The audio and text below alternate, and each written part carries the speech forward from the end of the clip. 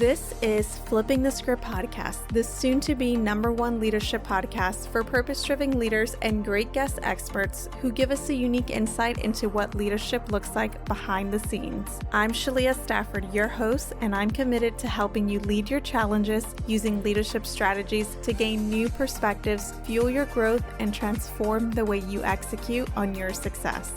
Welcome back, everyone. It's Shalia here. Communicating effectively is a skill that we learn over time through trial and error.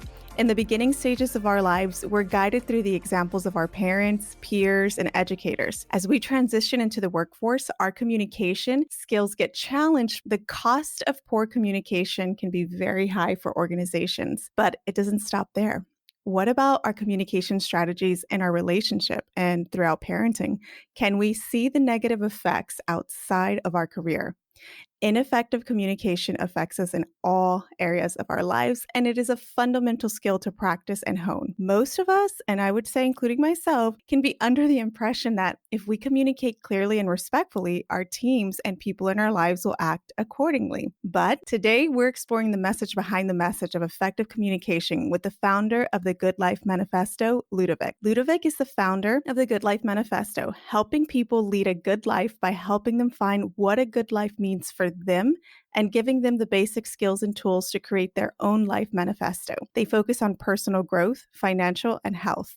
Ludovic is also the founder of Bayer's Crest, helping businesses improve their sales negotiations and operations. Even better, he is a full-time traveler with a little flock of birds, sometimes on the sailboat and sometimes on a camper van. Talk about flipping the script on your life. Ludovic, thank you so much for sharing the next 30 minutes with us. Well, thank you for having me. Yeah, we're excited to explore this flock of birds here. Well, you heard them already. I did, and I heard you too. I usually hold myself back from cooing at the birds when I have someone on the phone, and that one time I just completely forgot. Look, y'all, I'll have to give the backgrounder to that. So Ludovic and I were talking the other day discussing some of the topics that we're going to explore today. And as I'm waiting to hear his response, I asked him a question and he cooed on the interview. And okay, I was thinking maybe he's responding, in the Cardi B kind of fashion way, like occur. I certainly can't say it. But he did go on to explain that he responds back to his birds and he talks to them. Well, I am here to talk about effective communication, I mean, hello, they count too, right? Exactly. So, Ludovic, as a tradition on our show, we like to ask our guests a few fire away questions just to get to know you a little bit better. Okay. Shall we fire away? Fire away. Okay. What is something that you're curious about right now? Oh, honestly, about the dogs, where you kept them, your dogs, where you kept them so that they're not running into the room making noise. In their cage. Yes. So I don't know if I told you, but I have 3 cats, including the 2 dogs. All I'm missing is the birds flying around in the house to complete my zoo. But it is pretty hectic in here. Okay. So that I was asking myself ever since you told me about the dog that ran in during the interview. Yes. I've even had my cat who jumped onto the keyboard as we were conducting a live interview and started hitting all the piano noises for the background music. Yeah, it's interesting. Okay. I can relate to that. It's okay. What is something that you understand today about your life that you didn't understand a year ago? Let me change that to 3 years ago, if I may. Yes, absolutely. Okay. That I have to first live life for myself and nobody else. Nobody else, including the people I love the most in the world. It has to be, first of all, for me. Yes. Well, I'm excited to dig into that one, how you came. What was that defining moment that led to that? Okay. That's a big one for us to all come to understand, but it's not always easy. Yeah. Because usually it's tied into the people that we love the most. Yes, absolutely. So complete this thought. I wish I had paid more attention when... Okay, so this one's going to be interesting. I wish I'd paid more attention when my mother used to comment things about my personality. As much as my childhood has been interesting, not always very positive, including things with my mother, but I will give her this. She is incredibly smart and taught me a lot. A lot of things that I teach nowadays that I help people with come originally from her. Hmm. That's a big perspective there. Yeah. So, what is something that you failed at? Ooh, so many things. No, it's true. Yeah. When I was young, I'd once said that I don't know if I'll fail or succeed in life, but I do know it will be absolutely epic. I knew that I would try big, and things that when you try big, you fail very often. So one of the things that I failed at was a business that I set up and was actually successful in the beginning. I failed by trusting the wrong people, and it crashed massively. I found myself actually homeless for 3 months. Hmm. Yeah, that was an interesting time.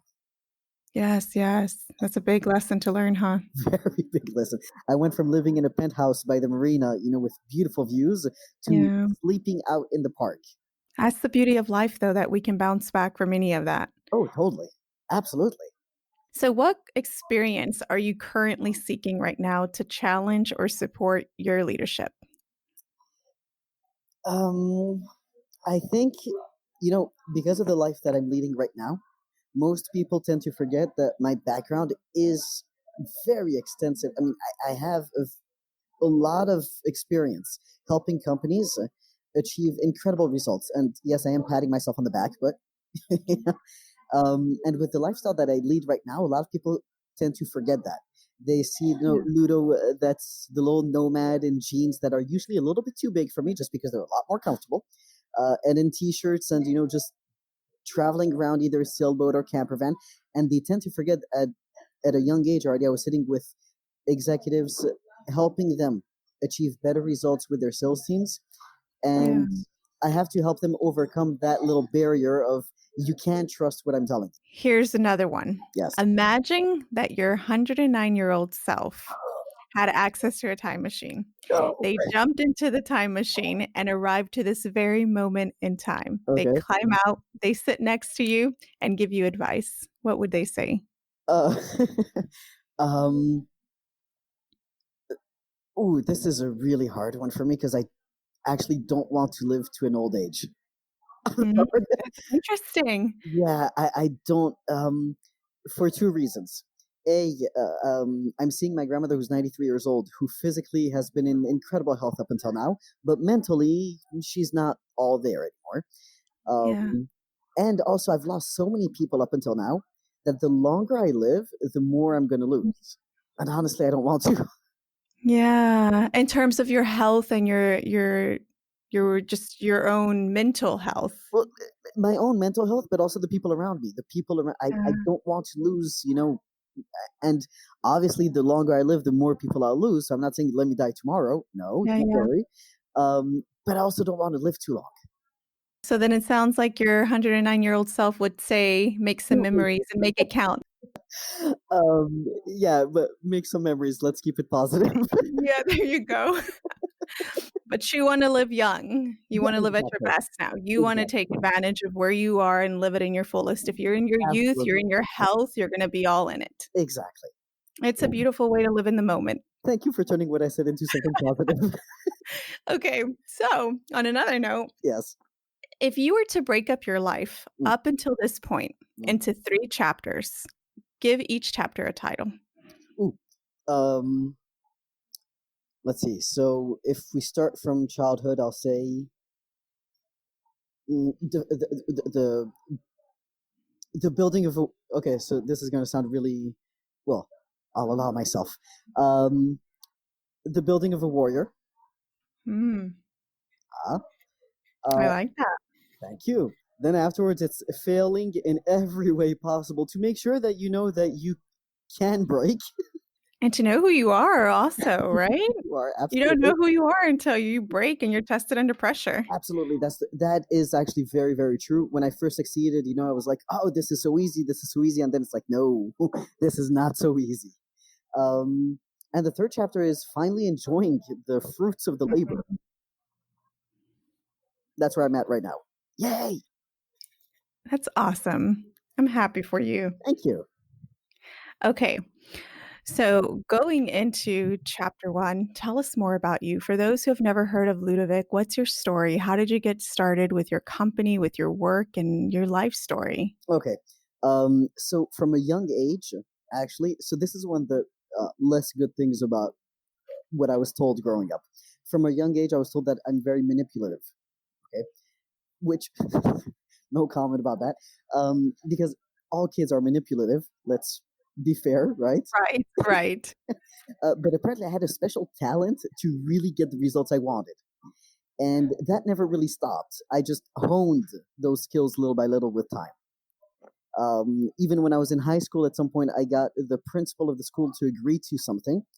And for some reason, by the way, my best friend at the time used to go over to my mom's house for coffee with her.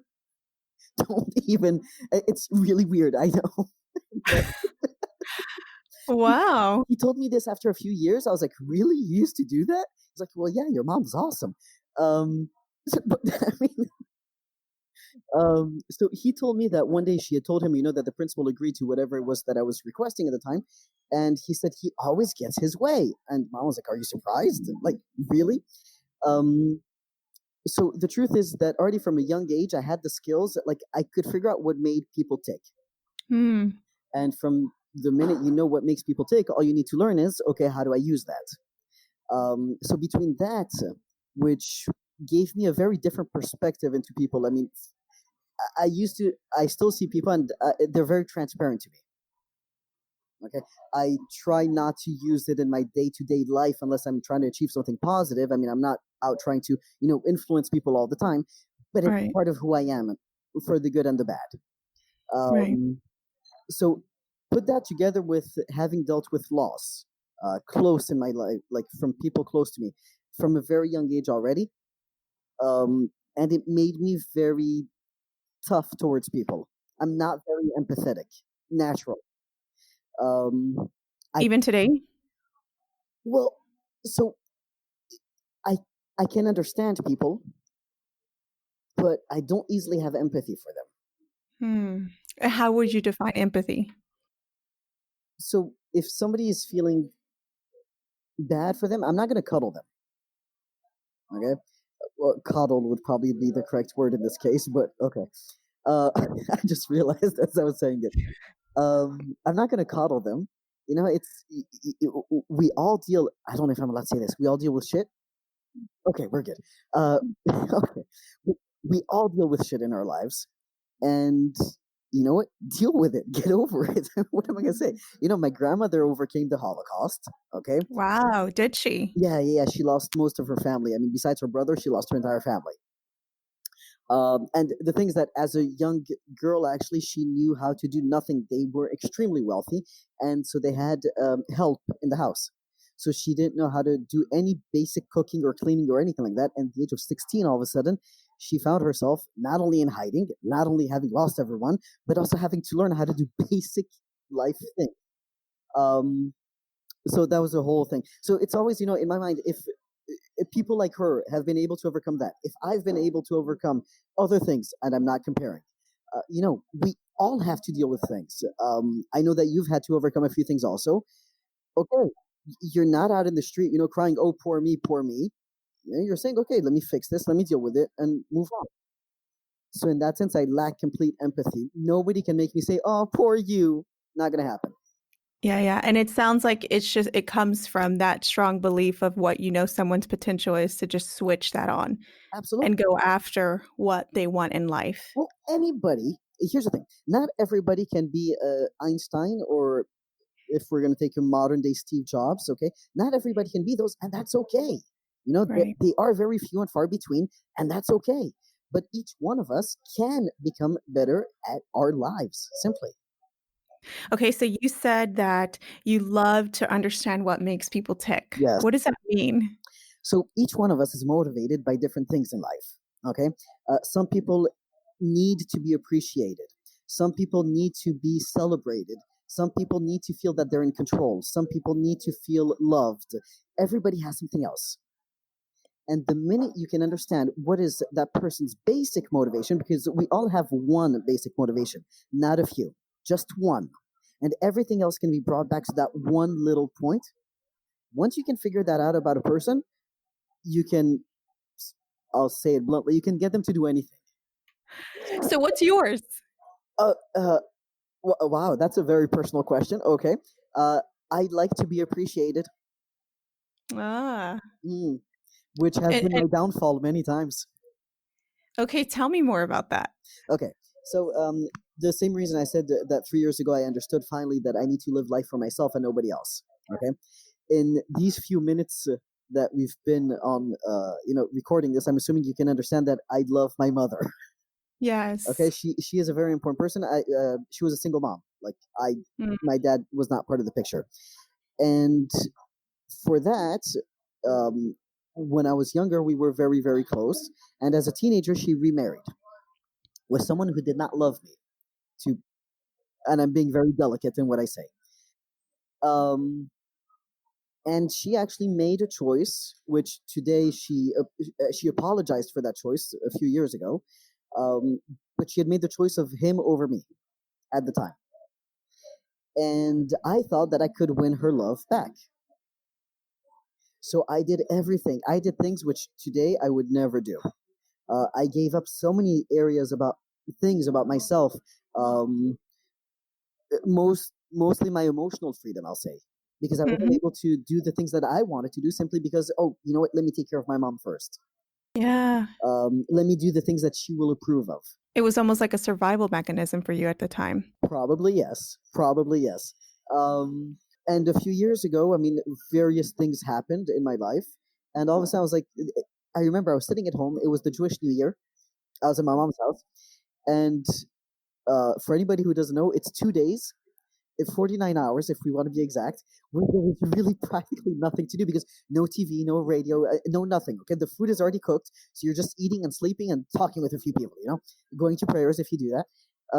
And I remember I was sitting at home, and at some point, I broke down. I broke down. Now I'm not someone who cries easily, uh, but I was on the verge of crying. Like I had the tears, there, and they were just like they were waiting. And I realized that no, I need to do things very differently, and I need to start living for myself, and that's what I started to do. And so I told her, I said, "Look, I love you, and I'll always love you, but I'm going to start doing the things that are right for me. And you may approve, you may not approve. Honestly, I don't care." And I started doing that. Incredibly enough, A, I started enjoying my life a lot more, and B, she actually approves of most of what I do. So that turned out, pretty good. Um, but the truth is that even if she didn't approve, because I know that there were some decisions that I made, that she wasn't very comfortable with, doesn't matter.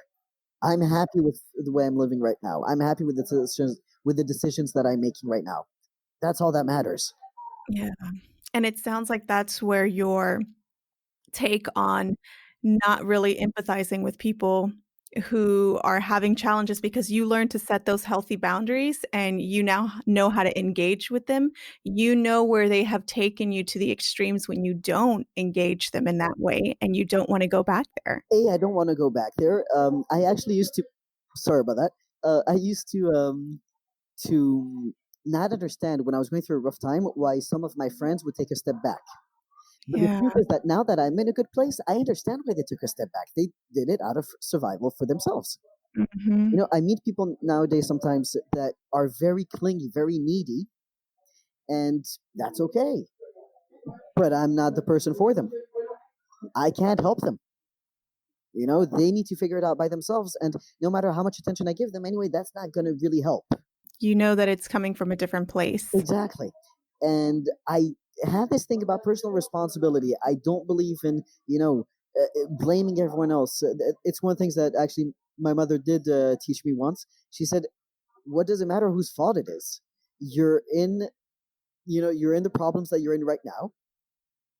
Get out of them. Nobody else is going to help you. Blaming someone else or yourself doesn't, including yourself. Yeah, by the way, blaming others and blaming yourself doesn't help. Just sit down, find a solution, figure out what your next step is. Okay, so let's dig into your chapter 2 there Okay. when we really have to put that into test, right? Yeah. Because this was your failing in every way possible. So here you are always hearing and thinking, just get up and get it done, face your realities. It is what it is at the end of the day. What are you going to do about it? So as things start to happen in your life, and if you feel comfortable exploring some of those, some of the challenges that you had, what was the reality of it when it actually hit and when it hit at your lowest, right? When your ego is hurt, when you're when you're that outside validation's no longer there, when the noise is quiet, when there is no more social media, when you're alone with your thoughts and you really have to process, like, I said all these things and now I have to do them and I don't feel like doing them. Tell me what was going through your mind in these moments. Well, so first, let's understand that when I was growing up, I always heard, "Oh, you're so smart, you're so smart." Okay, so failing when you know that you're smart, or at least you've been told that, is very hard. I mean, that is really, I'm sure you can relate to that. It's like, wait, I'm supposed to be smarter than this. Like, what It's went like you should wrong? have known better. It's like Exactly. you should have been able to foresee this, to handle it quicker, to turn it around. And the one thing actually that I used to remember all the time was one person who worked on a team that I was leading at the time. Well, just before, and she had said, "You're too smart for your own good at this age." And that actually, I remember to this day, I remember that because now I can appreciate what she meant. Yeah. There's a certain age where it's not good to be too smart because you think you can do anything, but the experience is not there yet. You know, and experience is worth a lot more than smarts, oftentimes. Absolutely. You so during those times, I kept on saying to myself, what went wrong? I'm supposed to know better, and then I would remember what she told me. I'd be like, okay, you know what? Let's stop trying to figure out a smart move. Let's just figure out the next survival move, just the next thing. Mhm. Okay? Mhm. And so what I did was actually I took the things that were important to me. I'm going literally step by step so you understand like what was going through my mind. Yeah, Yeah, yeah. there were some things that I'd inherited from my father, who died when I was young. I put them in someone's office because I knew that in that office, I mean, nothing would happen to them. I'd be able to go back and take most of it back at least later. Right. I took my personal stuff, and I had a friend. Well, not a friend. That's the thing. She was actually an angel when you think about it. She had a computer store near where I used to live. So I put like a bag with clothes and all that stuff, and I asked her if I could leave it there. Now, she was nice. She didn't ask why, but she wasn't dumb, right? Because every day I would go into her bathroom, right, and do like a quick, wash and all that. And every day she would invite me to coffee and to lunch or breakfast. Like we would sit in her store, and which was good because otherwise I was going I was going hungry at that point, right? Because when I say I had nothing, I mean that's the thing. I really had nothing at that point when I failed. And I remember saying to myself, okay, what do I know how to do? Because I had to have some money somehow. Well, I know how to do sales. What's the one thing I can, right now sell that will bring me money in my pocket immediately? Not, 6 months time. Because, for example, there are some types of sales where you can make a lot of money, but in 6 months or 12 months. Okay. It's more complex. Yeah, exactly. I needed something now. And I had a friend who was selling cosmetics, actually, Oh, over the phone. interesting. It worked. There you go. I wasn't That gonna lie to sells. you. Exactly. He said to me, he said, "Look, I know you're good. Okay, I know you're going through a rough time. Here's my sofa. All right, stay on my sofa for 2 weeks. All right, whatever sales you make, I'm not going to take any profit as the owner. I'll give you all the profit from it. So I'm going to take off, the expenses. I'm also going to take off room and board because you're not getting a freebie. You're working your way through this, which was the greatest part, by the way. That he didn't give me a freebie. It was you're doing this on your own. I'm just giving you, the phone, and you figure it out. And I did that, and he just gave me cash. He said, "Here you go. Here's your profits. Now get out of the house. Go figure it out." And so I got a basement little room, which was horrible, but it worked. And each time I took a step forward. My next step was, okay, I know I'm a horrible employee, so that's not an option. So I need to set up a business somehow. But I don't have the money for an office and a house and this and that. So I got an office and I slept in the office instead, with the gym membership where I took showers. All right. And I convinced a few people to come work for commission only. And I got them phones, right? Because I had a little bit of cash, left over from what I earned from him, right? And I remember that there was this 1 month where all of a sudden I realized I don't have enough cash to cover everything. I went and I got a job selling furniture at a store that was right next to the office. So I would go every day, to sell furniture. I'd go back in the evening and be on the phones, with the team, right? And I stayed like that for 2 months. I was dead tired. But that's how I advanced each step of the way. So when someone tells me, "Oh, it's hard, it's this," you. You see it different because you have been at the bottom of the trenches.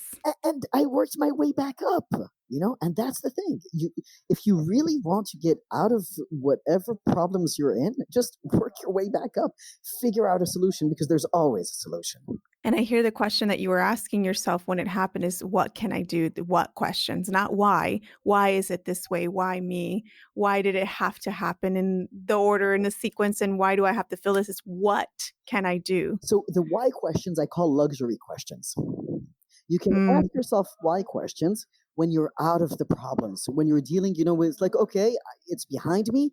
I can move forward, and I'm comfortable enough right now. Now I can ask myself why, so that I don't make the same mistake twice. Because those are yeah, important questions, but they're luxury questions. When you're going through the problems right now, you need to focus on what. instead of the why. Yeah, absolutely. The whys, you Yeah. put them for later. It almost sounds like the whys put us in a cycle of just ruminating. Yes, the whys make us victims. Yeah. And that's the one thing that I don't accept. People say, "Oh, you're privileged," okay, because of many different reasons. So my answer is to that, by the way, always, I'm Jewish. How privileged really am I? I mean, have you noticed the hate? But putting that aside, I'm short also. There's plenty of problems with that. I am not privileged in any way, shape, or form. We each have our challenges. Okay.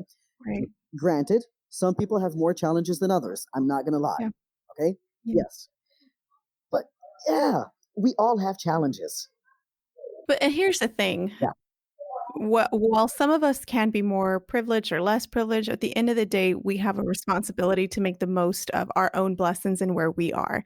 Because one day we will intersect, we would possibly intersect with someone else who is going to need to engage in who we are and how we show up in our full ability and our potential. Well, the way I think about it is also this. Most people want to have kids or a family of some sort. Okay. Mhm. Even if for no one else, even if not for yourself. Okay. Let's say that you don't have that need yet to Yeah. live your best Yeah. life for yourself. Most people do want to give their kids something better. So if what you need in the beginning is to think, well, in the future, I want to have kids, so I need to be prepared for it. Yeah. Okay. Then, okay, let that be what motivates you. And in the future, it'll be, okay, I need to do this for myself, because that is very important to do things first for yourself, even when you have kids. Mm-hmm. But that was actually taught to me by a father. He explained it, because I was surprised when he said that. He said, look, the thing is, if I don't take care of myself first, when my kid needs me, I won't be able to help him. Absolutely. So the thing is that even if, you're a victim for yourself, become better, even if only for your kids. Yes. Future. Yeah, your future kid. There you go. And I believe most people are inherently good, and we all want to do good in the world, Yes. even if it's not for our own children. And it can be as simple as just showing up, being the best version of us, letting people experience us in that way, where we can communicate, where we can love, when we can work from a place of being healthy versus toxic or dysfunctional, or all these destructive behaviors that come out when we're not working on that inner work of being our best selves. We're not challenging ourselves. Absolutely. Yeah, there's one thing that I was told when I was in LA once. I was 21 at the time, and someone said, from in the future, you're going to help people through the suffering that you went through. And I never Yeah. understood. In the beginning, I thought that Yeah. it was horrible to tell me that. 'Cause I'm like, Yes. wait, I have to suffer to help other people, Yes. But I was 21. It was before I fell. Like, hasn't started yet. You still got more to go. Exactly. Come on, give me some time. But now looking back, I totally get it. Okay, and so now where are you at? Where are you at in terms of just your mentality with your perspectives? How have they evolved as you go into chapter 3? So you've gone through quite some things, and now you're learning to continue to evolve that, right? Because it never really stops. No, it doesn't. A few days ago, I actually had a really bad day. I woke Yeah. up, and it happens to all of us. Even in the best of times, it happens to all of us. We wake up and just we're not there. Yeah. And during those days, I tend to, stay within myself. I don't speak with friends. That's not me. I speak with friends when I'm better. And the thing is that I went through that day, and at the end of the day, I actually felt a little bit better. Next day, I felt a lot better. Mm. Yeah, because sleeping really helps. Um, no, I'm very affected by lack of sleep. Like if I don't sleep enough, I really feel it. And I realized that it was so much better than it would have been a few years ago, simply because I didn't fight it. I was like, okay, you know what? I'm not feeling great. Uh, let it flow through me. It'll pass. So, a question there. Yeah. I was pondering on this the other day too. The reason that, or what could be the reason that we fight it, and not wanting to sit with those thoughts or those feelings. And what are your thoughts around that? Do you think that it could be because we don't like what they could mean? We don't want to face the realities, right? Is it this illusion of what we think it's how life is supposed to work? And these thoughts and these feelings challenge that illusion. So then it creates this conflict and this tension within our own world. What do you think it is? So, I'll tell you, when I was in high school once, and I'm answering this, yeah, but with a little Yeah, back. yeah, no, of course, yes. When I was in high school once, I had this huge fight at home, like huge fight, and I said pretty much to my family, "F you, I'm not coming back." Um, and I was at boarding school at the time, so I went to the boarding school, um, took a shower, and I got the shower, and I went to class late, and the teacher looked at me and said, "What happened?" So I took her out. I explained to her, right, and she Yeah. said, "Well," I said, "and I finally feel a lot better now that I've made this decision." So she said, "Well, of course you feel better because you took control." Mm, When we fight bad feelings, it's because we feel the need to be in control. yeah. But it's our need to be in control because we feel a lot better just by being in control. The problem is that unless we let it go through us, we're just prolonging the pain.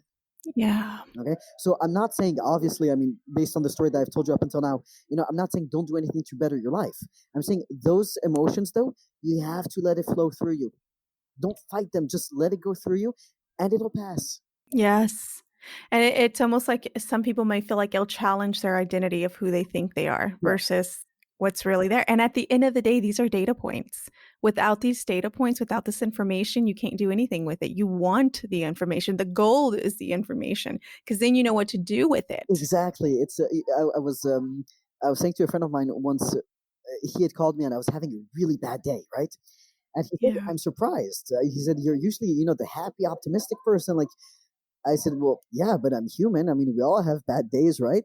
He's like, Yeah. and he never realized that just like everyone else, yeah, even though I'm happy, I'm optimistic, and I believe in myself and everything.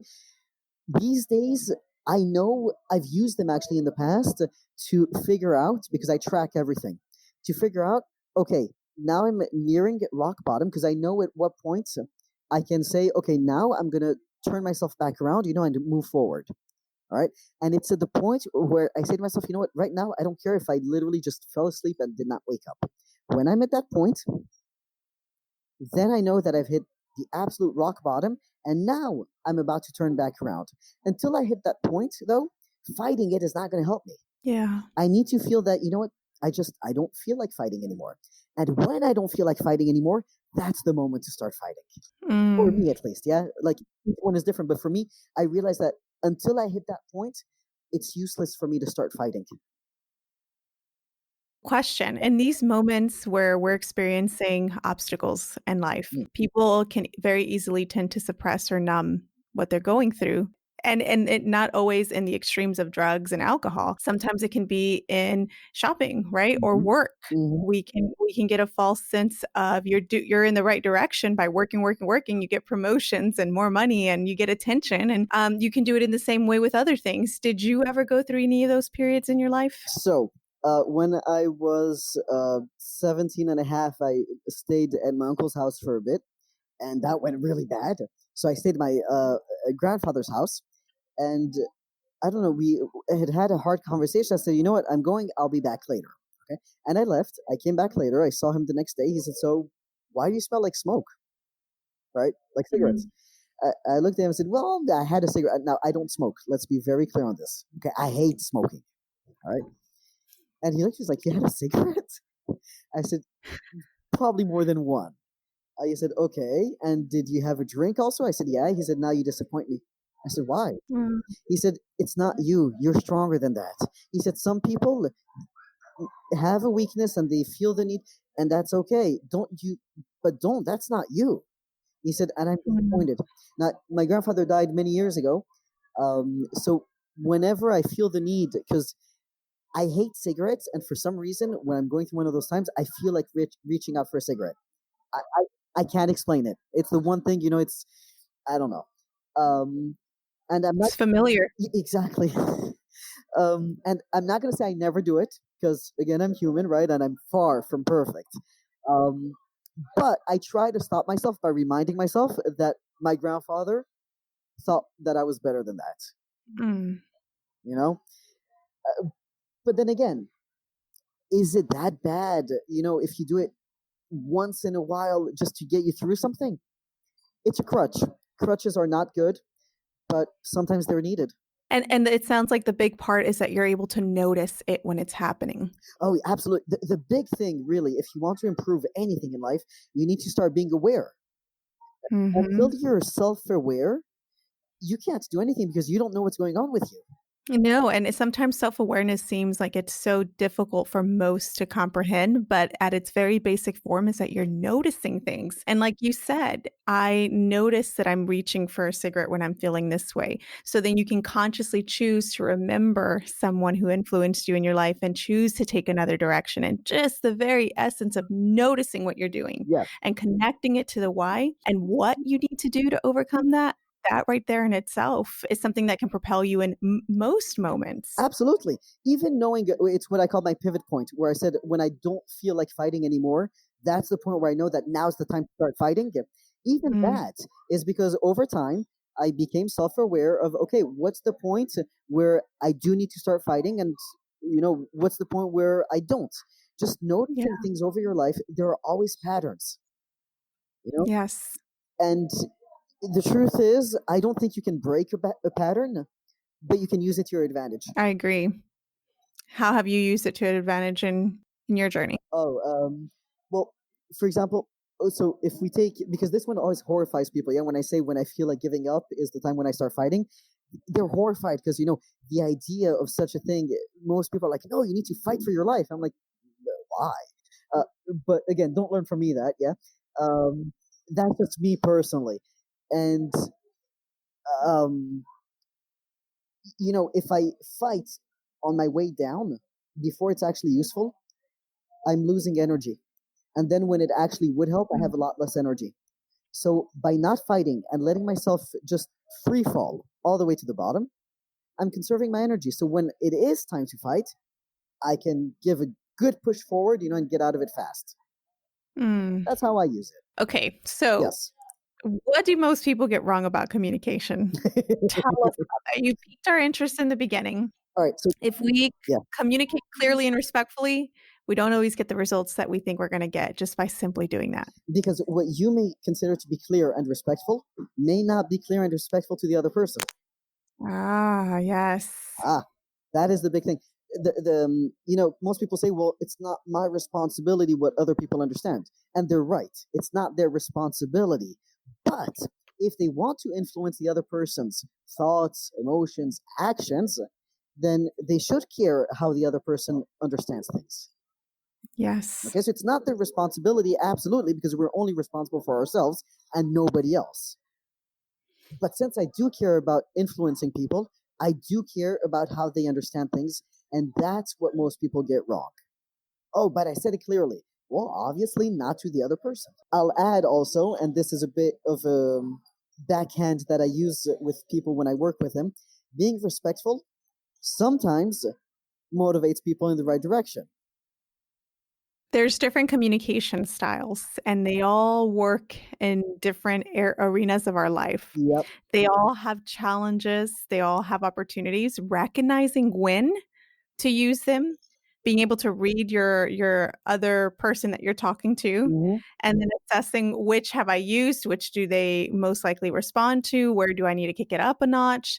That takes an art form. It takes some trial and error. Did you ever have any of those in your Oh, of life? course. Communication, like anything, is a skill that can be learned. Like anything, some people are born with more talent, some people with Mhm, less, but it's a skill and it can always be improved. mhm. I was lucky that I had some incredible teachers in the beginning of my career. Really incredible teachers. And to this day, it's something that I read books about. I listen to everything, and I always used to think that, okay, let me be nice and just ask people for things, for what I want them to do, and well, I'm nice, so they'll do it. And it took me a lot of trial and error to realize that it doesn't work that way, unless I can find what motivates that person, unless they actually believe that what I'm telling them, is going to influence. I'll just give a quick example. All right. I was in Russia a year ago. The sales team that I was training, mostly Africans. When I say Africans, I don't mean African Americans, because those are Americans. I mean actual Africans. Okay.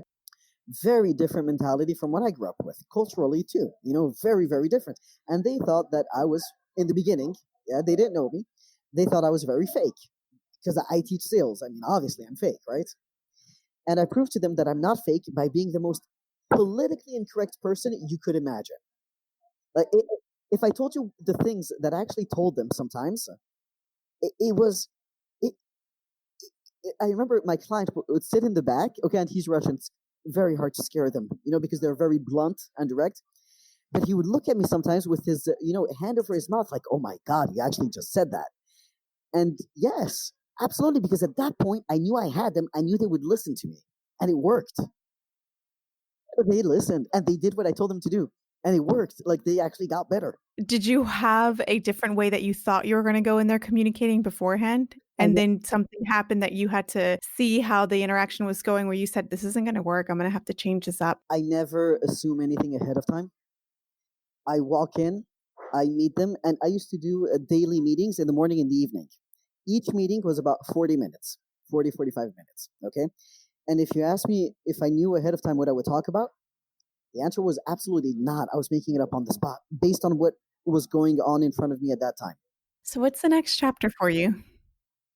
I don't think right now there's a next. Well, I'm working actually on a really big project. So each time that I say, you know what, I'm out. I have enough, passive income to be comfortable, not rich. I am not rich. And each time, there's a project that is just so interesting. And I'm like, oh, you know what? I could do that. Yeah. So there's a project I'm working on, which is really interesting, in addition to the Good Life Manifesto, of course, because the truth is, even if I didn't make a cent off of it, I would still do it because I love it. Tell us more about what the Good Life Manifesto is. And I know I kind of interjected on your chapter 4, but no, for those who aren't familiar. Sure. So the idea is that we all want to live a good life, right? As you said earlier, we all want to be good and we all want to have a good life. Most people have no idea what is a good life for them. You see ads that we're influenced, by ads and by social media and by everything. And me also, obviously, right? I mean, I'm not saying, oh, I'm immune to such a thing. Absolutely not. I just happen to also know what gives me, feelings of happiness inside. Okay, so I don't go with the flow. Now, what I consider a good life for me may be a horrible life for someone else, maybe a complete nightmare for someone else. Okay, so I'm not here to say people, you should do like me. Absolutely not. But I am here to help people find what will make them happy, and then as a step 2, help them actually achieve it. That's what the Good Life Manifesto is all about. Going back to your chapter 4, what's this new project that has you excited? Oh, so I can't really say right now. I'll say it's related to banking. It's a secret. There you go. I'll just say it's related Stay to banking. tuned. Nice. It's related to banking. It's actually, again, as a friend used to say, the people who know you from going out and the people who know you from work see 2 completely different people, right? So it's related to banking and it's very interesting. And other than that, just continue to travel. Yeah, I know where the next place I'm going to travel is going to be, and that's it. Have you ever worked a traditional 9-to-5 corporate job? I did, not very often. Not very long. Okay, so you have had this lifestyle of being able to travel and do your work at the same time for quite a while then, huh? Well, yeah. So, for example, I used to sell cell phones in LA, mobile phones. Huh. Okay, in Los Angeles, door to door. All right. Wow. And then I worked in Tenerife for a while, the Canary Islands. All right. It belongs to Spain, but it's off the coast of Morocco. For anybody who doesn't know, Beautiful little islands, mostly British people, so everybody there is red. British people get really sunburned on vacation. It's like it's the way to show everybody I've been on vacation because they can't get sunburned in the UK. And so let's see, I did have a 9 to 5 job for 4 months where I led a sales team in the financial industry. I had another 9 to 5 job which wasn't outside sales like the cell phones, right? But even then, it wasn't regular because we were waiting for clients to come meet with us. So maybe we had 1 or 2 meetings a day. Each meeting was maybe 2, tops 3 hours, right? And other than that, we'd just be sitting, with our manager and talk, and do stupid stuff like have wrestling fights outside in the parking lot. That's not bad. To see who was the strongest.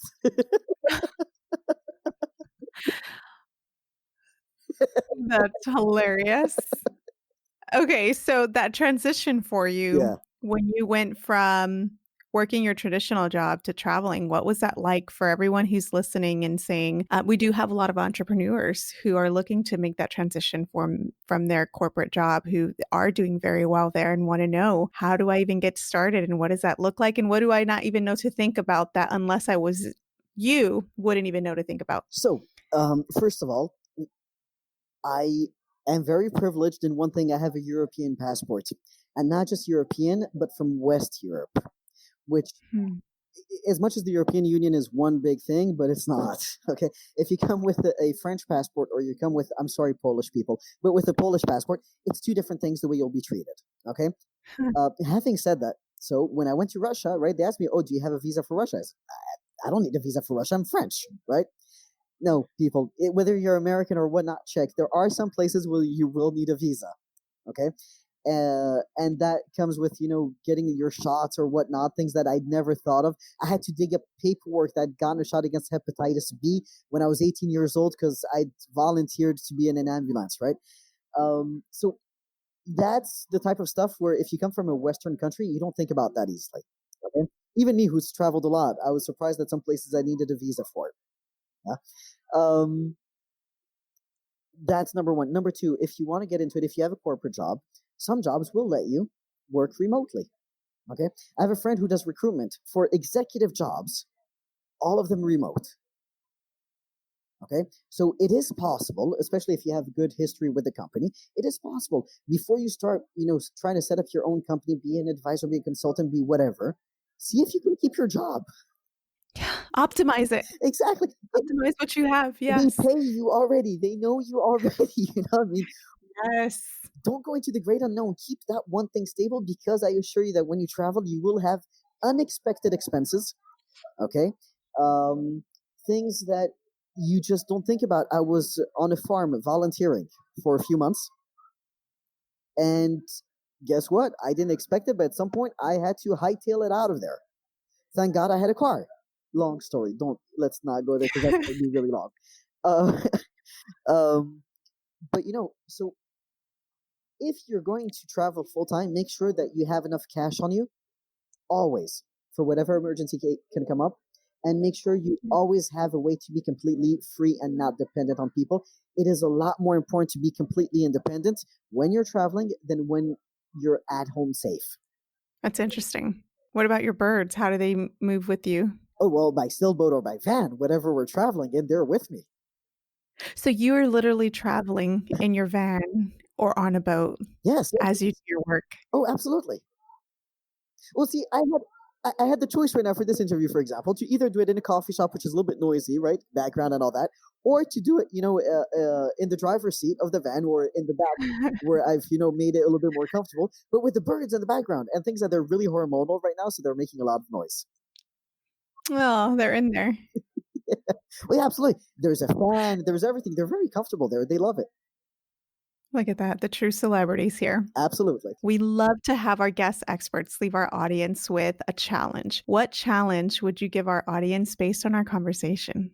Next time you have a conversation with someone, instead of trying to get your point across, ask yourself, how are they understanding things? Where are they coming from? Don't try to plan a whole conversation. I'm going to say this and I'm going to say that and I'm going to have this answer.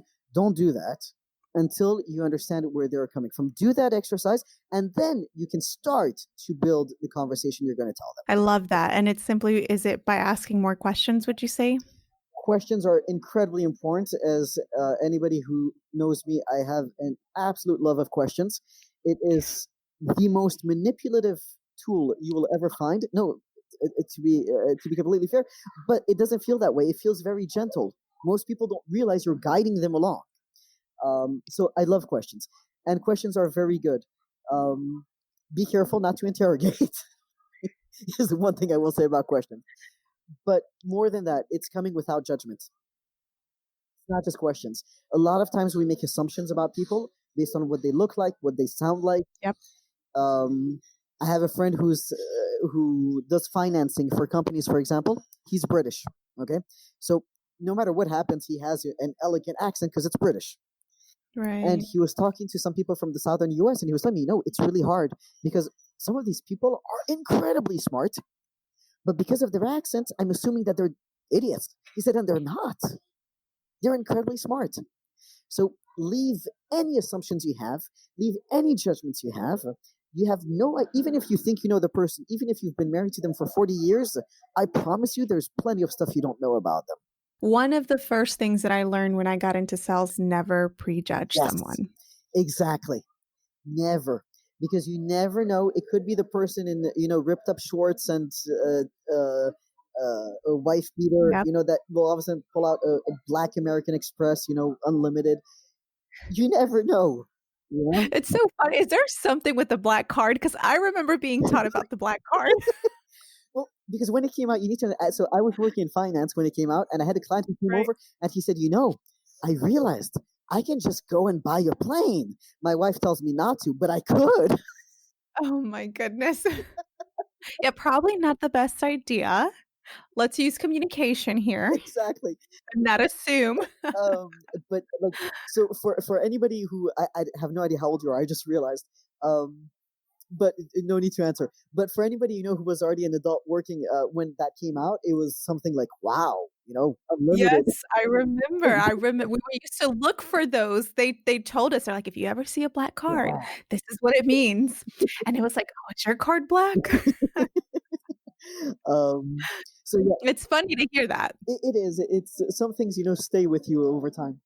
But yeah, never prejudge. And even if you think you know the person, just drop any assumptions, any judgments you have, and just keep an open mind about who the person is in front of you. Love it. So Ludovic, how can our guests learn more about your work and get in contact with you? 2 options. Either, if you like social media, just use my full name, which I know you can't say my last name, which is why we jumped over that. Yes, guys, it's certainly a challenge. I tried. I gave it my best attempt. No, but yeah, I asked you not to. Nobody can say it, even French people. It's okay. So that's going to be spelled out, I'm assuming, in show notes or whatever. But yes, I will put it in the show notes. My full name, anywhere, whether it's Twitter or whatever, you can find LinkedIn. You can find me with my full name. It's very uncommon. I'm the only one with it. Well, not practically. I've never found someone else with it, so it'll be me. Or just go to the goodlifemanifesto.com or bearscrest.com. There you have it. To our listeners, the ball is in your court. I challenge you to take action, continue the conversations, and reach out to Ludovic to partner with him in your journey. You are listening to Flipping the Script, Leadership Behind the Scenes. We'll see you on our next episode. Thank you so much, Ludovic. Thank you. Thank you so much for having me. I really enjoyed it. It was a pleasure. If you found even the smallest nugget of wisdom in this episode, share it with a friend and your friend will thank you. Let's continue the conversation with like-minded leaders and join us on Facebook at Go Flip the Script. Until next time, I challenge you to incorporate what you learned today to evolve your leadership impact.